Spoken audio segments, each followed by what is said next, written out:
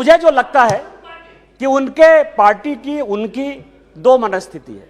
वो एक हिंदू सभ्यता संस्कृति में बिलीव कर रही हैं, इसीलिए अलौकिका पंडिता की तरह जो पूरा किताब में लिखा हुआ है कि क्या क्या करना चाहिए एक भारतीय नारी को, उसका पूरा का पूरा पिक्चर सोनिया जी देती है। उनको दो काम करना है, बेटे को सेट करना है और दामाद को भेंट करना है।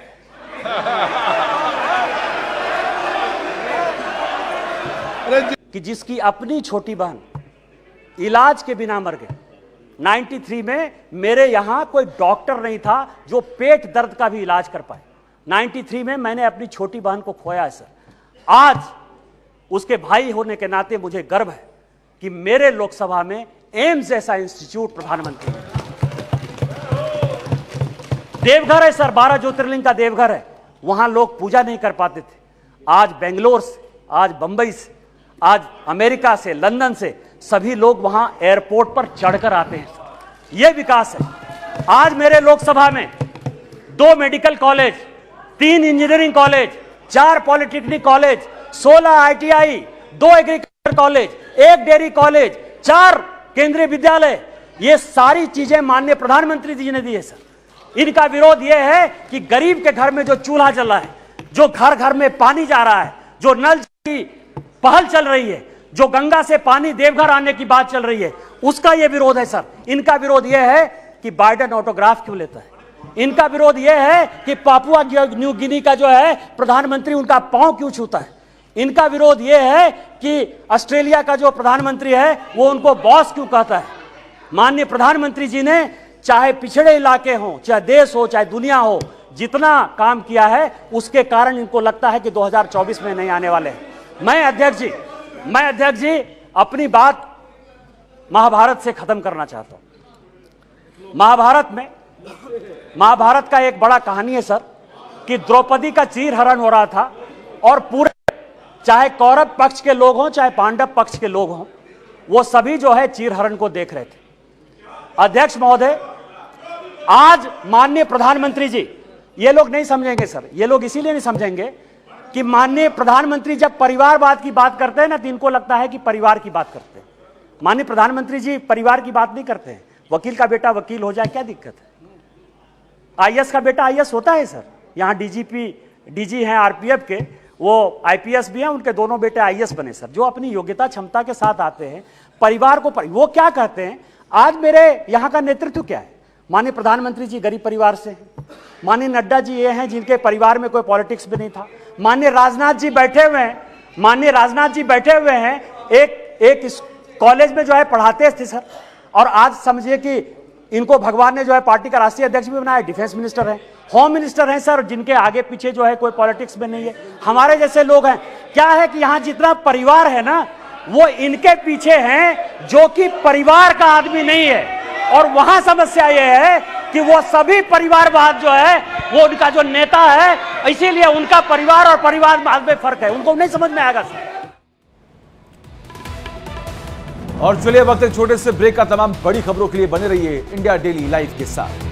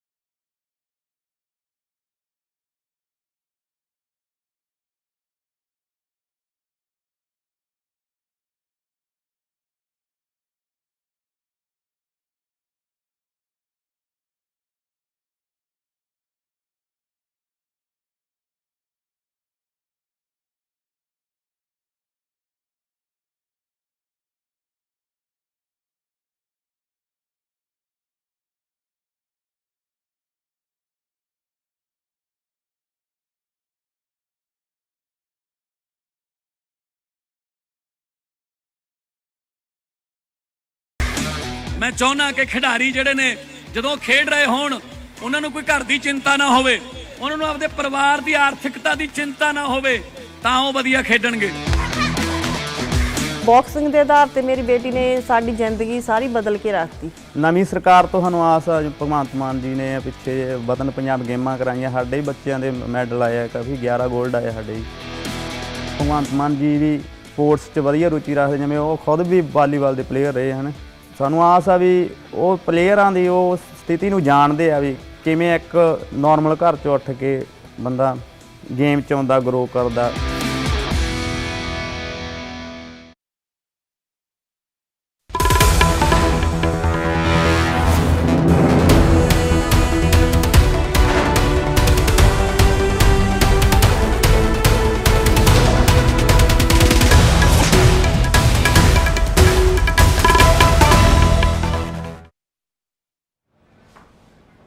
आइए आपको सीधा इस वक्त ले चलते हैं संसद भवन, जहां इस वक्त अविश्वास प्रस्ताव पर चर्चा हो रही है। First of all, I start with Mr. Nishikant Dubey, who has ended his speech with reciting Mahabharata. I am also reminded of a particular episode wherein Krishna has advises Arjun to throw their aims at his bow. His grandfather, kith and kin, friends and everybody. That was a story in the epics. But what is the end result of the Mahabharata? Finally, they lost it. And King Arjun, Dharma and other people won the case. He has recited about Draupadi and other people. So what has happened? Finally, that is the end result. That is most important as far as that epic is concerned. I am also not willing to oppose my old friends. They are all very close friends, especially my friend, the leader of the house, Mr. Narendra Modi, and other friends also. They are the first friend everywhere. They are my friends prevailing over the ruling party. I am rather hesitating to oppose them because of the only reason it was led by the late lamented leader Vajpayee ji. That was the only reason. And at the same time, now I am opposing. Now I am supporting the no confidence motion means because we want to kill the evils.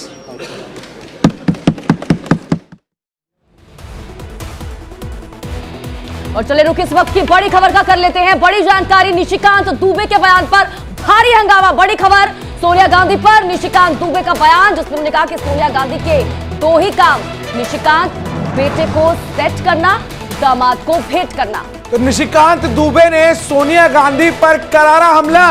अविश्वास प्रस्ताव पर चर्चा के दौरान बोलते हुए कहा कि सोनिया गांधी को केवल दो ही काम है, पहला बेटे को सेट करना और दूसरा दामाद को भेंट करना। और उनके इस बयान के बाद कांग्रेस के तमाम नेता जो सदन में मौजूद थे वो भड़क गए। गर्मा गर्मी का माहौल जो है वो सदन में नजर आया। लेकिन इसके बावजूद निशिकांत दुबे कहते हुए नजर आए कि मैं अपने बयान पर कायम हूं। क्या कहा निशिकांत दुबे ने, आपको सुनवाते हैं। अविश्वास प्रस्ताव किस लिए आया? यहां सोनिया जी बैठी हुई है। सोनिया जी का मैं बड़ा सम्मान करता हूं सर। सोनिया जी, मुझे जो लगता है कि उनके पार्टी की उनकी दो मनस्थिति है। वो एक हिंदू सभ्यता संस्कृति में बिलीव कर रही हैं, इसीलिए अलौकिका पंडिता की तरह जो पूरा किताब में लिखा हुआ है कि क्या क्या करना चाहिए एक भारतीय नारी को, उसका पूरा का पूरा पिक्चर सोनिया जी देती है। उनको दो काम करना है, बेटे को सेट करना है और दामाद को भेंट करना है।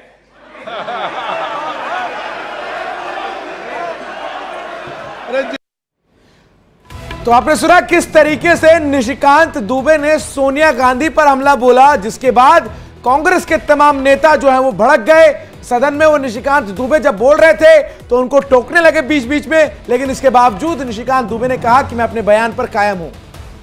तो निशिकांत दुबे के बयान पर भारी हंगामा देखने को मिला, जिसमें उन्होंने कहा कि सोनिया गांधी पर, निशिकांत दुबे का जो बयान था, उन्होंने कहा कि सोनिया गांधी के सिर्फ 2 ही काम है, एक तो बेटे को सेट करना है और दूसरा काम ये है दामाद को भेंट करना है। जैसे ही उनकी तरफ से बयान दिया गया तो पक्ष लगातार हंगामा करने लग गया कि किस तरह का बयान आप दे रहे हैं, किस तरह की बात बोल रहे हैं, लेकिन वो रुके नहीं।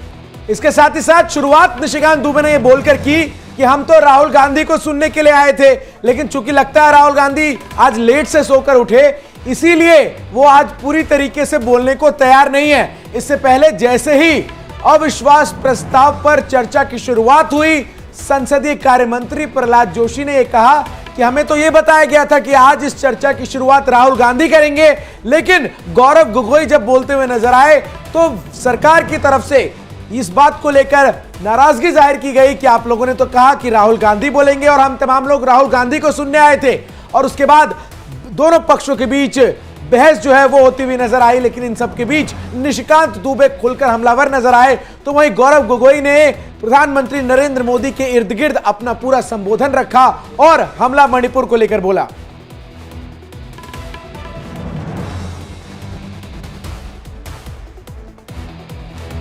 तो चले बढ़ते आगे, रुके एक और बड़ी और अहम जानकारी की ओर करेंगे। बड़ी खबर, निशिकांत दुबे के बयान पर भारी हंगामा, और इसी के साथ ही निशिकांत दुबे के बयान पर भारी हंगामा देखने को मिला, जिस तरह से उनकी तरफ से बयान दिया गया और सोनिया गांधी को लेकर और राहुल गांधी को लेकर, और कहीं ना कहीं ये बड़ा प्रहार निशिकांत दुबे की तरफ से किया गया। राहुल गांधी पर निशिकांत दुबे तंज भरे लहजे में कहते हुए नजर आए कि लगता है राहुल आज देर से उठे हैं और इसीलिए राहुल तैयार नहीं है, और यही कारण है कि आज वो नहीं बोल रहे हैं, अभी नहीं बोल रहे हैं। उन्होंने कहा कि हमने सोचा कि राहुल आज बोलेंगे, इसलिए हम तमाम बीजेपी के सांसद यहां मौजूद हैं।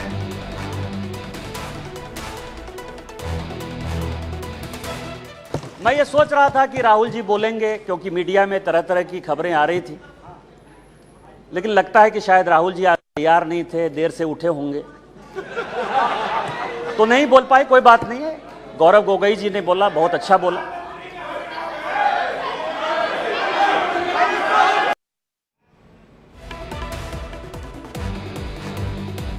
तो निशिकांत दुबे को आपने सुना, उन्होंने तंज भरे लहजे में कहा लगता है आज राहुल गांधी देर तक सो रहे थे, इसीलिए वो आज इस चर्चा की शुरुआत नहीं कर रहे हैं। इसके साथ ही साथ उन्होंने राहुल गांधी के मोदी सरनेम मामले का भी जिक्र करते हुए कहा कि सुप्रीम कोर्ट ने सजा मुक्त नहीं किया। सीधा ग्राउंड जीरो का रुख करते हैं, जहां से प्रत्युष तमाम अपडेट्स के साथ हमारे साथ जुड़ रहे हैं। प्रत्युष, जिस तरीके से उम्मीद जताई जा रही थी कि राहुल गांधी इस पूरे चर्चा की शुरुआत करेंगे, लेकिन वैसा नहीं हुआ और गौरव गोगोई बोलते हुए नजर आए।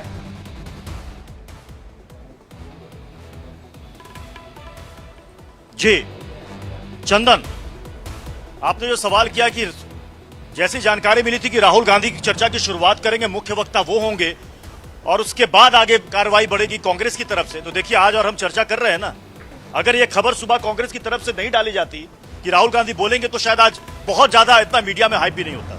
तो पहले तो खबर डाली गई कि राहुल गांधी मुख्य वक्ता होंगे, लेकिन जिनकी बारी थी वही बोले। अब सवाल यहां पर यह है कि लगभग 40 मिनट से ज्यादा गौरव गोगोई बोल चुके हैं और कांग्रेस को जो 2 दिन का जो बिजनेस आवर मिला है उसके मुताबिक अभी सिर्फ कांग्रेस के पास 25 से 26 मिनट और बचे हैं। 10 तारीख को भी बोला जाना है। 3 दिन का जो ये पूरा बिजनेस आवर है अविश्वास प्रस्ताव का, चूंकि 10 तारीख को प्रधानमंत्री नरेंद्र मोदी को भी बोलना है। अब सवाल है कि राहुल गांधी आज बोलते हैं, कल बोलते हैं या फिर 10 तारीख को बोलते हैं, जिस दिन प्रधानमंत्री नरेंद्र मोदी पूरी चर्चा के बाद जवाब देंगे। क्या उस दिन राहुल गांधी आकर के सदन में बोलेंगे? लेकिन आज सुबह जैसे ही यह खबर आई, ये मीडिया में भी चर्चा का विषय बन गया कि आज राहुल गांधी सदस्यता बहाल होने के बाद पहली बार जब सदन में लोगों से मुखातिब होंगे तो वो सीधे अविश्वास प्रस्ताव में मुख्य वक्ता के तौर पर भाषण की शुरुआत करेंगे। लेकिन ऐसा हुआ नहीं। लेकिन इस वक्त हर किसी की नजर पार्लियामेंट में, चूंकि मोदी गवर्नमेंट ने अपने रिजीम में दूसरी बार, चूंकि पहली बार 2018 में आया था जब प्रधानमंत्री नरेंद्र मोदी ने कहा था कि हमें उम्मीद है कि आप फिर 2023 में लेकर आएंगे, और आपको याद होगा भी हाल ही में उन्होंने कहा था कि मैंने भविष्यवाणी की थी और वो भविष्यवाणी सही साबित हो रही है। 2023 में आज फिर आप अविश्वास प्रस्ताव लेकर आए हैं और यहां पर आप फिर से चर्चा कर रहे हैं। और एक बात और मैं आपको याद दिला दूं, 2018 की वो तस्वीर मुझे लगता है कि कई लोगों को याद होंगी अभी भी, जब प्रधानमंत्री नरेंद्र मोदी से जाकर के राहुल गांधी गले मिले थे, याद होगा हर किसी को। अविश्वास प्रस्ताव पर चर्चा हो रही थी, हालांकि उस वक्त भी एनडीए बड़ी मार्जिन से जीत गया था, अविश्वास प्रस्ताव गिर गया था, और इस बार भी होना वही है। लेकिन बड़ा मैसेज देने की कोशिश विपक्षी गठबंधन की तरफ से यह है कि बेरोजगारी, महंगाई, मणिपुर, तमाम मुद्दों पर विपक्षी प्रत्युष और आज के दिन का इंतजार, उस वक्त का इंतजार हर कोई कहीं ना कहीं कर रहा था, जब राहुल गांधी की तरफ से, अगर हम बात करें उनकी तरफ से जिस तरह से पहले मुद्दे उठाए गए, तो आज क्या कुछ रूप उनका दिखाई देगा। लेकिन ऐसा हुआ नहीं। ठीक है प्रत्युष, वापस लौटेंगे, लेकिन